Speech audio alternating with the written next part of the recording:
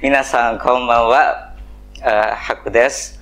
Ima wa 19歳です。アンダルシアの大学には勉強します。お会いどうぞよろしくお願いします。Oke, arigatou gozaimasu.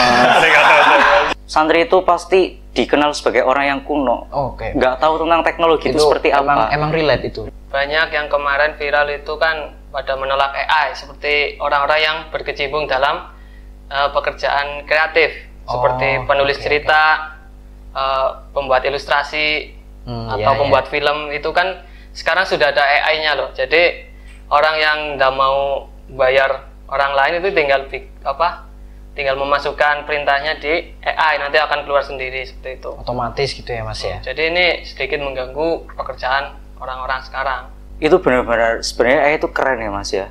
AI itu untuk memajukan kualitas hidup manusia. Dawuh dari Syaina saya Zulana Misam, santri itu harus bisa mengisi ruang-ruang kosong dalam masyarakat. Oke, siap. Karena masyarakat itu membutuhkan kita semua.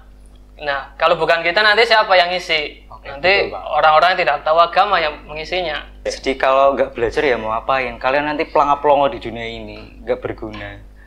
Seenggaknya kita itu bisa berkontribusi dalam kehidupan kita di bermasyarakat nanti.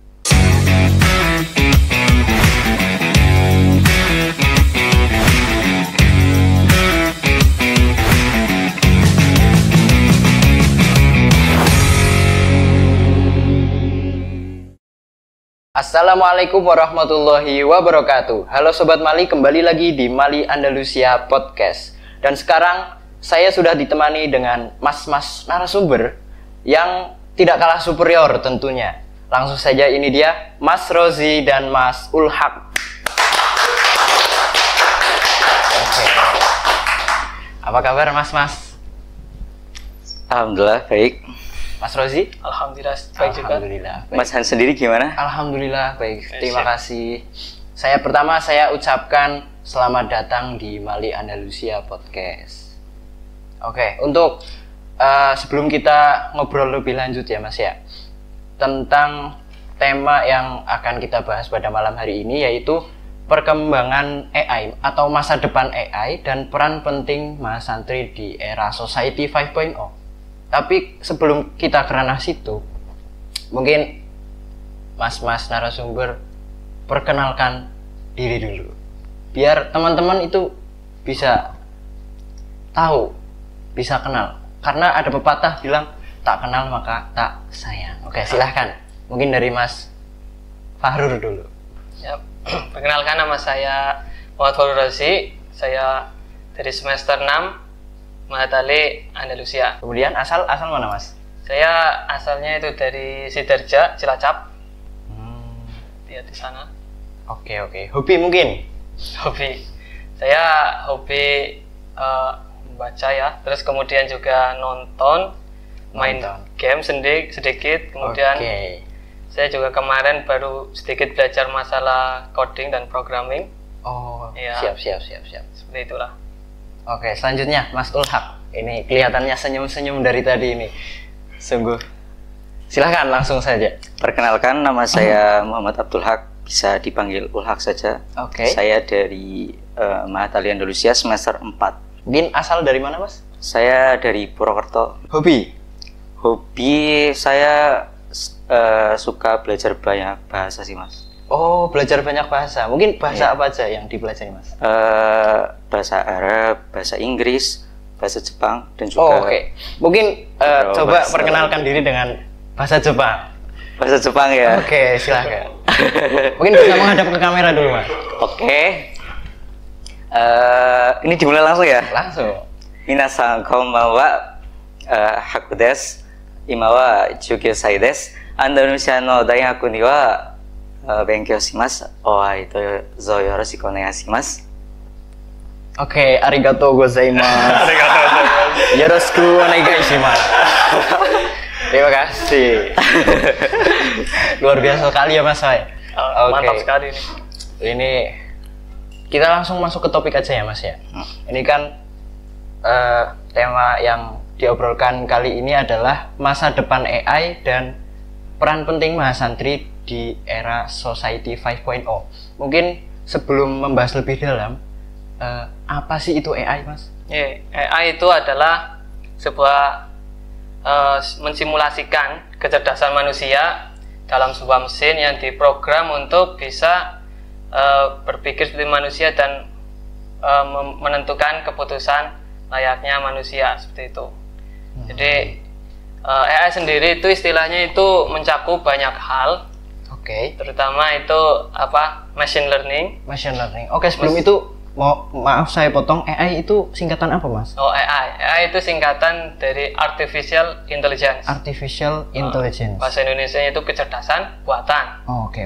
Ini dibuat tidak alami ya. Nah, itu mencakup banyak konsep tadi, ada machine learning, pembelajaran mesin, kemudian ada computer vision, dan ada deep learning seperti itu. Ini mencakup semuanya, jadi umum. Istilah umum. Oke, untuk Mas Abdul Haq mungkin ada tambahan sedikit tentang AI ya. Iya. AI itu kan yang sudah dibilangkan bahwa AI itu artificial intelligence, kecerdasan buatan. Jadi AI ini adalah sebuah sistem yang bergerak berdasarkan kognitif atau seperti halnya layaknya otak manusia, dibuat agar bisa menyelesaikan sebuah masalah-masalah kompleks seperti itu. Itu termasuk dari tujuannya ya, Mas ya? Iya. Oke, mungkin sebelum ke obrolan selanjutnya, silahkan monggo diminum dulu. Santai, Mas. Cheers dulu mungkin. Oke, cheers. Siap. Alhamdulillah. Ini lanjut ya. Tadi kan sudah tentang pengertian AI. Tapi kalau menurut saya, karena saya masih awam dalam bidang AI ini, tentunya bagi saya masih menjadi sebuah istilah baru. Dan menurut saya kok tiba-tiba ada gitu loh. Mungkin boleh diceritakan sedikit sejarah tentang AI itu bagaimana, Mas? Jadi bahas tentang AI ya, Mas ya. AI ini ada. Jadi ada orang namanya itu Alan Turing gitu kalau nggak salah. Jadi si Alan Turing ini mungkin karena suka Turing ya. Jadi sampai mesin pun dia dijelajahi itu. Jadi dia itu menulis sebuah makalah, kalau nggak salah itu judulnya Computing Mechanics and Intelligence. Ya, di situ itu dia membahas itu apakah sebuah mesin itu bisa berpikir seperti itu. Iya. Turingnya sampai ke situ ya, Mas? Iya, jauh banget kan. Di luar nalar itu. Mungkin ada lagi, tambah lagi. Dan si Alan Turing ini menggagaskan tersebut itu kurang lebih pada tahun 1950-an itu, Mas. 1950. Iya, 1950-an. Oke. Kalau dari Mas Fahrur ada tambahan tentang awal mula AI ini? Ya, awalnya itu AI itu digunakan untuk pattern recognition. Apa itu pattern recognition? Pengenalan pola. Jadi seperti manusia itu belajar dari pola-pola, kita membuat mesin untuk belajar menggunakan pola-pola tersebut. Kemudian itu didukung oleh berkembangnya computer vision, yaitu penglihatan oleh mesin komputer. Kemudian didukung oleh kemajuan dalam komunikasi dalam internet.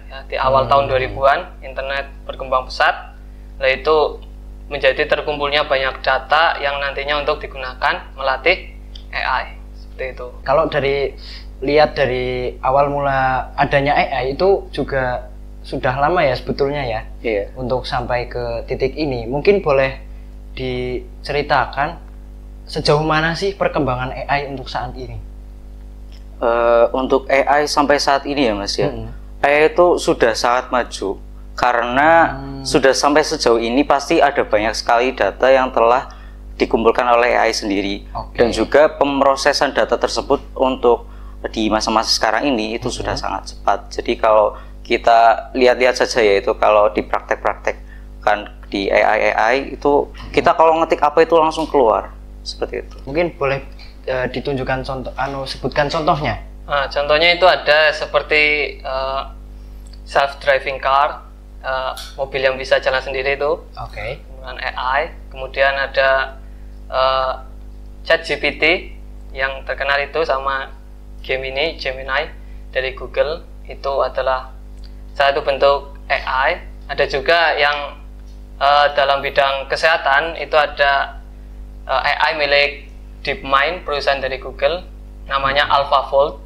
AlphaFold ini AI yang ditugaskan untuk mensimulasikan bagaimana terlibatnya protein. Nah, protein itu kan kalau yang belajar IPA ya, protein itu jelimet ya. Jelimet. Protein itu bentuknya itu kan berkelindan ya. Seperti awalnya itu seperti benang pas dibuat menggunakan DNA. Ya, seperti DNA itulah ya. Nah, itu nanti di tubuh kita itu akan terlipat sendiri itu. Tergulung menjadi gumpalan protein. Nah, ini nanti akan menunjukkan fungsinya. Beda gumpalan, beda fungsi. Seperti itu. Nah, ini AI ini digunakan untuk tugas tersebut karena memang sangat kompleks, sehingga membutuhkan bantuan dari mesin biar lebih cepat dan efisien. Jadi memang sudah sangat jauh perkembangan AI untuk saat ini ya Mas ya. Mungkin kalau nanti ada istilah-istilah yang saya kurang paham mungkin bisa dijelaskan ya Mas ya. Bisa. Oke. Terus selanjutnya, kalau lihat dari perkembangan yang sudah sangat pesat ini, tentunya ada dampak yang didapatkan dari masyarakat. Entah itu dampak positif atau negatifnya. Mungkin dari mas-mas narasumber bisa utarakan dampak positif dan negatifnya AI untuk masyarakat. Dampak positifnya itu salah satunya itu buat keamanan ya. Kita bisa lebih aman dalam contohnya mobil yang bisa berjalan sendiri itu kan nanti jadi lalu lintasnya menjadi lebih aman kalau memang AI-nya sudah mampu. Kemudian tapi belum bisa pasti ya Mas ya, atau gimana? Kalau sekarang itu masih belum bisa dilepas kendali dipastikan. Terus kemudian tadi di dalam bidang kesehatan itu bisa membuat obat-obat tertentu untuk mensimulasikan sains material untuk membuat materi baru, bisa membuat plastik yang bisa didegradasi oleh alam. Bisa juga untuk AI untuk pembelajaran, untuk bisa pembelajaran yang lebih terpersonalisasi. Jadi kita tinggal tanya pada AI, nanti dijawab seperti itu. Mungkin untuk dampak negatifnya Mas? Dampak negatif tentang AI ini, karena AI ini sebuah teknologi dan juga sebuah mesin, itu nantinya akan berdampak kepada ketergantungan manusia terhadap sebuah mesin. Dan ini akan berakibat sangat fatal, apalagi kalau orang-orang tersebut itu sangat malas untuk belajar. Seperti itu. Jadi gara-gara semua sudah alih fungsikan atau sudah diambil alih oleh AI pekerjaan, jadi manusia malas gitu ya Mas? Iya, betul. Lalu mungkin ada tambahan dari Mas Ulhak tentang sisi positifnya? Kalau sisi positif lagi tentang AI, itu benar-benar sebenarnya AI itu keren ya Mas ya. AI itu untuk memajukan kualitas hidup manusia. Jadi AI ini untuk memaksimalkan bagaimana manusia ini menjalankan hidupnya nantinya itu seperti apa, sesuai dengan bidangnya masing-masing. Semisal kayak kita berada di bidang pendidikan, otomatis dengan mengajarkan kepada murid-murid dengan cara-cara yang lebih efektif, efisien, dan juga menarik, seperti itu. Ada tambahan Mas Fahrur? Ya, mungkin dari sisi negatifnya ya. Sisi negatifnya ini juga banyak yang kemarin viral itu kan pada menolak AI, seperti orang-orang yang berkecimpung dalam pekerjaan kreatif, seperti penulis cerita, pembuat ilustrasi, atau pembuat film. Itu kan sekarang sudah ada AI-nya loh. Jadi orang yang nggak mau bayar orang lain itu tinggal memasukkan perintahnya di AI, nanti akan keluar sendiri seperti itu. Otomatis gitu ya Mas ya? Jadi ini sedikit mengganggu pekerjaan orang-orang sekarang. Jadi tetap ada sisi plus dan negatifnya ya? Iya. Kalau di perkembangan AI yang begitu pesat juga untuk zaman sekarang ini muncul istilah baru untuk masyarakat sosialnya, itu kalau tidak salah era Society 5.0. Ini mungkin berkaitan dengan istilah AI tersebut. Mungkin bisa dijelaskan apa sih itu Society 5.0? Jadi era Society 5.0 ini adalah sebuah revolusi dari revolusi industri 4.0. Yang mana, jadi kalau yang belum tahu ya, ini era-era ini tuh era-era masyarakat. Jadi pertama dari era manusia yang 1.0 itu masih masa-masa berburu. Terus 2.0 yang mulai bercocok tanam, 3.0 yang sudah mulai mengenal mesin. Terus berkembang di revolusi industri 4.0 itu sudah mulai masuk ke dunia-dunia digital. Tapi masih terbatas di penggunaan internet. Dan benar-benar di revolusi industri 4.0 ini mengedepankan AI sebagai pengganti manusia di masa depan. Lalu muncullah sebuah teori era Society 5.0. Kalau nggak salah itu yang mencetuskan itu seorang Perdana Menteri dari Jepang. Kalau nggak salah itu pas tahun 2019 ya, benar? 2019 itu mencetuskan era Society 5.0. Di mana era Society 5.0 ini menjawab keresahan masyarakat terkait revolusi industri 4.0 ini. Seperti itu. Keresahan masyarakat ya. Iya, karena di industri 4.0 kan AI yang dikedepankan ya Mas ya. Jadi masyarakat resah lah. Kalau semisal semuanya dikerjakan sama mesin, nanti kita mau ngapain di sini? Mau pelangap-pelongo seperti itu. Berarti lebih ke fungsionalnya Society 5.0 untuk mengimbangi perkembangan AI ini. Iya, betul. Mungkin ada tambahan dari Mas Fahrur? Ya, Society 5.0 itu lanjutan dari yang 4.0 ya. Nah, ini di 5.0 ini lebih dikedepankan masalah peningkatan kualitas hidup manusia seperti tadi. Nah, ini seperti itu difokuskan menggunakan teknologi yang setelah berkembang pada era sebelumnya, era-era sekarang ini agar digunakan semaksimal mungkin dan sebaik mungkin untuk keberlangsungan kehidupan manusia yang lebih baik, seperti itu. Itu untuk era saat ini 5.0 berarti seperti itu ya Mas ya. Lalu kan ini konteksnya kita sebagai mahasantri yang berkuliah di Mahat Ali. Nah, itu masih merupakan suatu tanda tanya atau bisa saya katakan samar-samar gitu Mas. Masih belum masih abstrak gitulah. Mungkin apa sih kontribusi dan tantangan atau mungkin peran agar kita bisa berkecimpung dalam Society 5.0 ini? Bahas tentang santri yang ikut kontribusi di dalam era Society 5.0 ya Mas ya. Seperti yang kita tahu, stereotip manusia di luar sana tentang santri itu pasti dikenal sebagai orang yang kuno. Nggak tahu tentang teknologi itu seperti apa. Emang relate itu. Nah itu seperti itu. Seperti kayak mereka itu keterbelakangan tentang teknologi, kurang tahu tentang apa itu teknologi yang sedang tren di zaman sekarang ini, seperti itu. Nah ini menjadi sebuah PR penting bagi kita sebagai santri, karena mereka itu pasti berpikiran apakah santri itu mampu dalam bersaing di era Society 5.0 ini. Apakah mereka mampu? Lalu untuk menjawab itu semua, kita itu pasti harus menetapkan sebuah kompetensi-kompetensi dan kecakapan-kecakapan yang harus kita capai agar kita bersaing, agar kita bisa bersaing di era ini. Iya. Dan mungkin bahkan ada beberapa orang yang mungkin rada ekstrim ya Mas ya. Itu bahas tentang, lah kalau kayak gitu apakah pondok pesantren ini kurikulumnya itu harus dirubah agar bisa menjadikan santri-santrinya itu bisa bersaing di era ini. Ini mungkin lebih jauh ya. Iya. Pikiran-pikiran seperti ini lebih jauh. Radikal ini. Seperti itu. Terus lah untuk menjawab tantangan-tantangan ini, kita sebagai santri itu harus memiliki kecakapan-kecakapan tertentu. Salah satunya seperti memiliki jiwa leadership. Karena kalau kita memiliki jiwa leadership, kita tuh mampu memecahkan sebuah masalah secara tepat dan juga berani mengambil resiko yang ada. Sepakat. Seperti itu.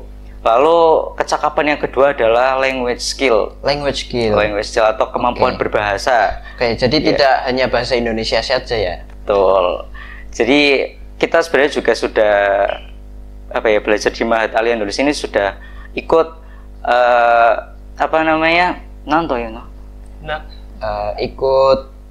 ikut andil dalam perkembangan zaman. Karena jadi kita juga mempelajari bahasa asing ya Mas ya. Iya betul. Karena kalau apa ya, belajar bahasa asing itu kan sangat penting ya Mas, apalagi di zaman yang sudah tidak ada ruang dan waktu menjadi sekat bagi kita. Seperti itu. Nanti kita bertemu dengan orang lain di seluruh dunia, maka kita harus bisa menguasai bahasa-bahasa asing. Oke, itu tadi pesan itu dari Mas Ulhak. Oke. Mungkin ada tambahan dari Mas Rozi. Oke, untuk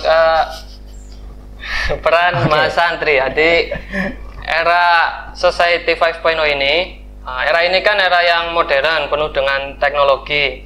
Padahal hampir sekitar 70% rakyat Indonesia itu, masyarakat Indonesia itu belum tahu apa itu internet. Apa sih internet? Nah, kita itu bisa berkontribusi dalam bentuk pemerataan pendidikan, baik dalam hal teknologi ataupun ekonominya. Nah, juga kita harus lebih rajin dalam membaca, menggali sumber-sumber pengetahuan yang telah banyak di internet sebenarnya. Jadi kita itu lebih sering-sering touring itu tadi kan. Iya, Alan Turing gitu, kayak Alan Turing. Biar menjelajah sampai ke sudut-sudut dunia gitu ya Mas. Nah, di sini letak pentingnya tadi pembelajaran bahasa, language skill. Karena tidak semua pengetahuan sumbernya itu di bahasa Indonesia. Seringkali menemukan sumber bagus dalam bahasa Inggris, bahasa Arab, bahasa Prancis. Lah ini dibutuhkan skill bahasa yang mumpuni agar bisa menggali semua ilmu yang telah berkembang di luar sana, kita terapkan untuk masyarakat kita sendiri. Jadi penjelasan mas-mas narasumber ini juga sudah membuka peluang ya bagi mahasantri.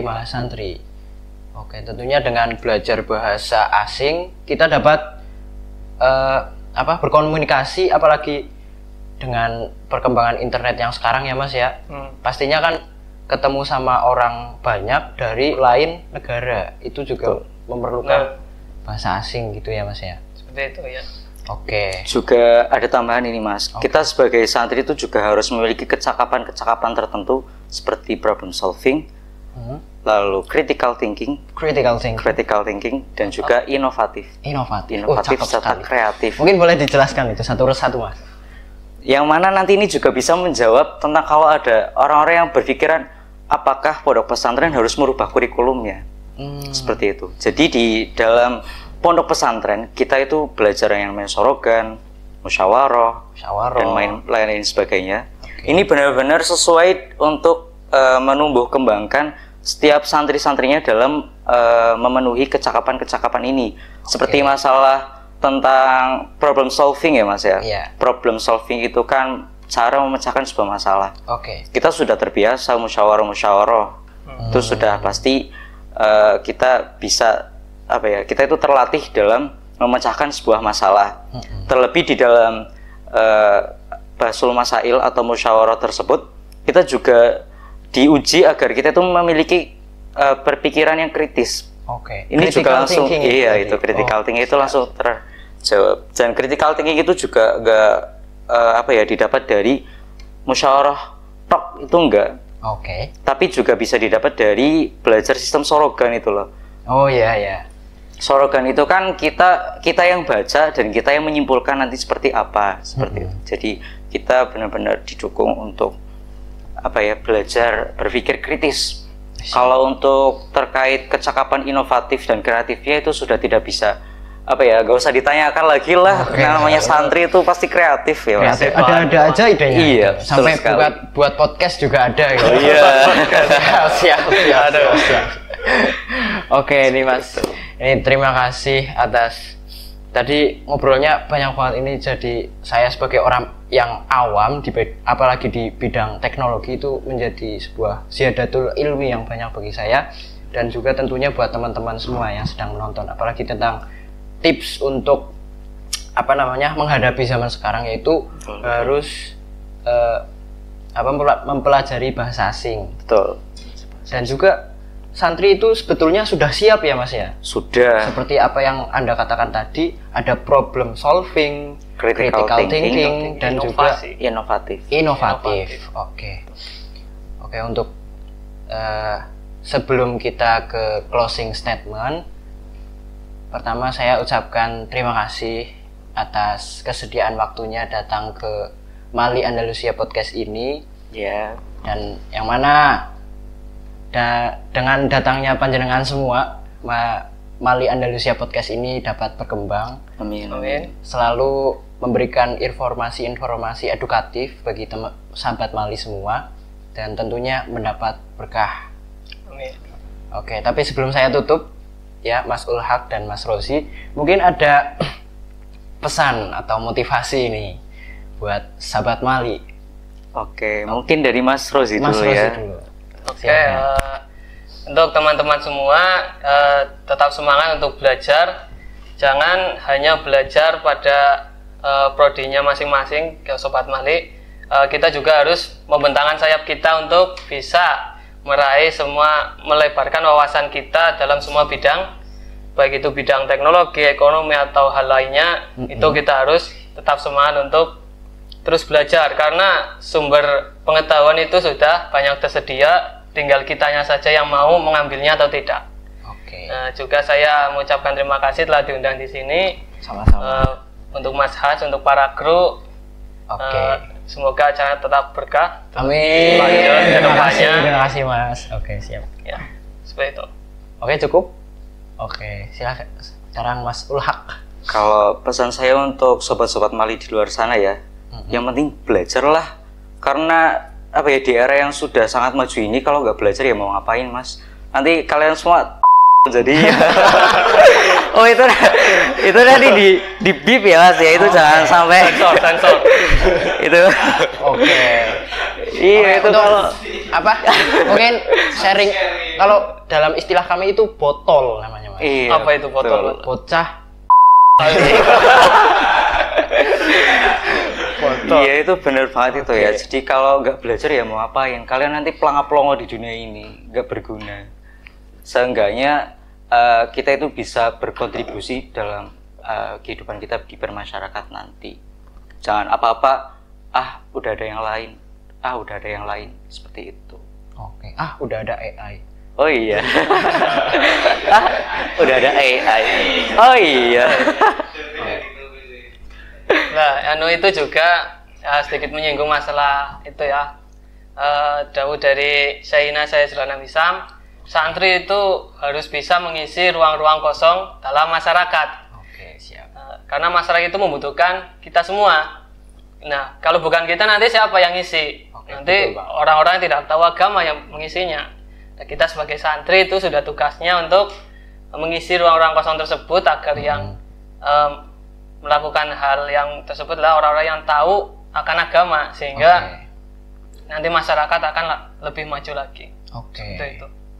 Stabil gitu ya Mas ya. Iya. Seimbang. Oke, siap. Baldatun thayyibatun warabun ghafur. Seperti itu. Itu udah pesan dari para narasumber. Boleh teman-teman. nambahin lagi nggak Mas ini? Boleh lagi.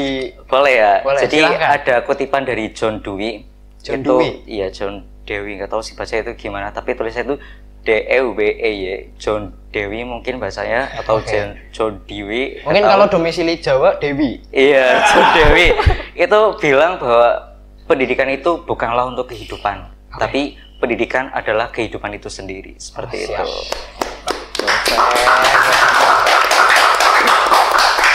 Oke, yang terakhir, pesan dari saya buat teman-teman.